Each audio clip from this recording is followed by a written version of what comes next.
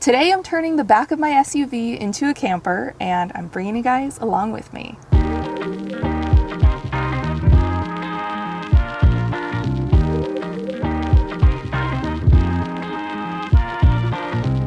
Like many other people right now, I'm trying to brainstorm ways to get out and go see something while avoiding all people. And I started looking into all of the vehicles you can use for road trips to camp on the road and kind of keep to yourself. I looked at everything. I looked at camper vans, Airstreams, trailers you can tow, but ultimately I didn't really want to spend a lot of time or money on this project. I just want to get it done and get on the road and go somewhere. So when I started to come across blog posts where people had just built a sleeping platform in the back of their SUV, I was like, this looks pretty easy, and it's relatively very inexpensive. So the car that I have is a 2018 Subaru Forester. I absolutely love this car, and the build that I've decided to go with for the back is actually one that I found on a blog. I will link the post down below, of another solo traveler who built out her 2017 Subaru Forester. So it was really helpful to find a design that will work with my specific vehicle. If you're doing this, the first thing you're going to want to do is figure out the design that you want to build. I recommend just going on Google and searching for SUV campers and looking at different ideas. I would recommend finding something that's in a vehicle similar to yours that takes kind of the same things into consideration. For example, in this vehicle, I have seats that are laid down flat, but maybe in your car, you'll be taking the seats out completely. And then obviously you'll want to measure your car, measure it several times to make sure you have the numbers right. Also, the back of your vehicle might not be level. This definitely isn't. There's a slight slope here. There's obviously a huge jump here, and then it continues to slope up here. So if I build a platform that's the same height all the way around, it's going to be sloping. So definitely get out a level and find out what the difference is in the slope so that you can accommodate for that. And then also you'll want to decide how much space you want underneath your platform for storage and how much space you want above your platform for headroom. Obviously, the higher the platform, the more you can fit underneath it, but the less space you'll have to actually be on top of it. So to get started, I headed to the hardware store to buy supplies. I'm using 3/4 inch plywood to build this platform, which is pretty heavy. If you have someone that can help carry it, I highly recommend it. The total materials I ended up using for this project are 2 4-foot by 8-foot sheets of 3/4 inch plywood, some 1.5 inch wood screws, a 30-inch piano hinge, some Gorilla Glue wood glue,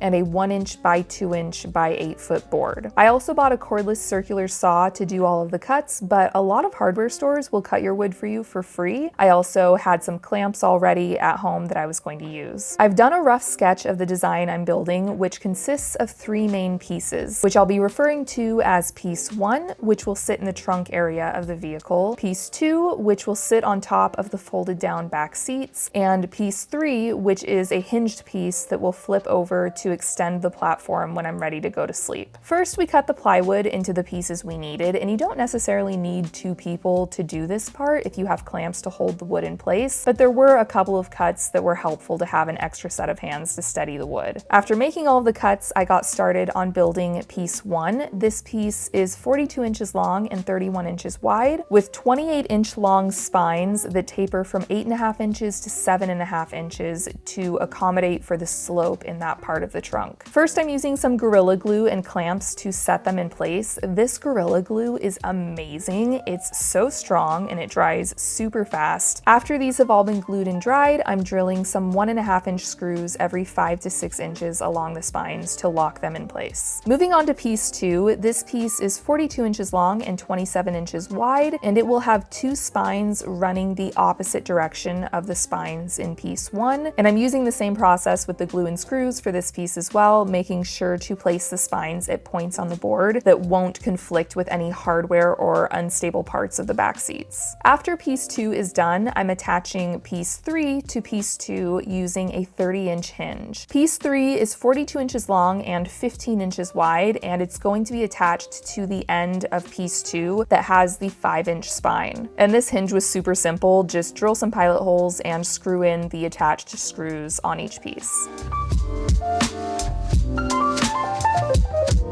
Okay, so the platform is all built and in the car. It fits perfectly. When you look across the top, it looks like this second piece is a little bit too high. It's sitting on the back of those folded seats, so when weight gets put on it, those seats compress down a little bit and it levels out. And as you can see, there's lots of room to slide things in for storage under here. It's about 40 inches deep. And I'll show you guys what this looks like from the side. As you can see, tons of room to slide stuff underneath there for storage on the floor. And then the hinged piece came out so well, it completely clears the backs of the seats. This was definitely an essential part of the design because in order to have the full length of the sleeping platform that I needed, this is 73 inches total, which is 6'1". I'm 5'6", which might sound like it's a lot of extra room, but we sleep taller than we are because when we're measuring our height, we're standing with our feet flexed like this, but when we lay down, our feet kind of stretch out like this. And so I needed the platform to be this long, but in order to fit that in here,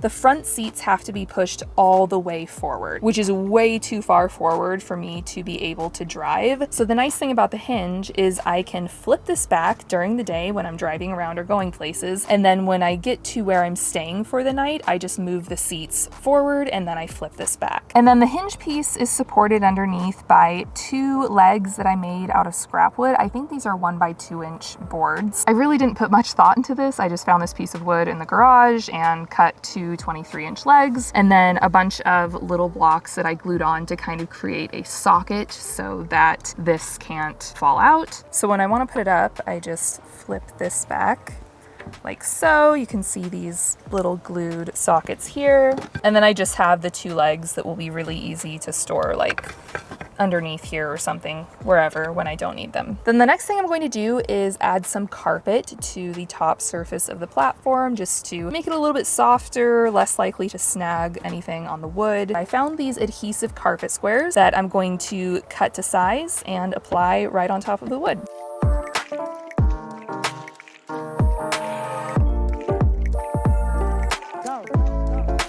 Then last but not least, I bought a 4-inch twin size folding mattress because I want to be legitimately comfortable in this sleep setup. And I loved the idea of a folding mattress because it's easy to flip back during the day when I'm driving and need to push my front seats back. Okay, this is awesome. You know how sometimes when you follow DIY projects online, you get finished with them and you realize they aren't actually that great and it just looked better on Pinterest than it actually is? This is not that. I am so impressed with how comfortable this is, how sturdy it feels, how well this entire thing has turned out. This mattress is so comfortable. I climbed up here and I was like, I could sleep on this every night. Like, it is that level of comfort. It does not feel like a makeshift camping sleeping setup. It also feels pretty spacious, especially for just one person sleeping in here. I knew right away when I started doing the measurements for this project that my husband was not going to fit in this car. He's 6'3", but for just me, this feels like a lot of space. If it's you and your dog, I think this size setup would also work really well, or if you have a small child. But oh my gosh, I am so impressed and I am so excited now to take this out. And something that is really cool about this is right up here, I can open this up to do some stargazing. I've bought a mesh covering so that I can actually leave this open at night to get the fresh air. So that's it for the base setup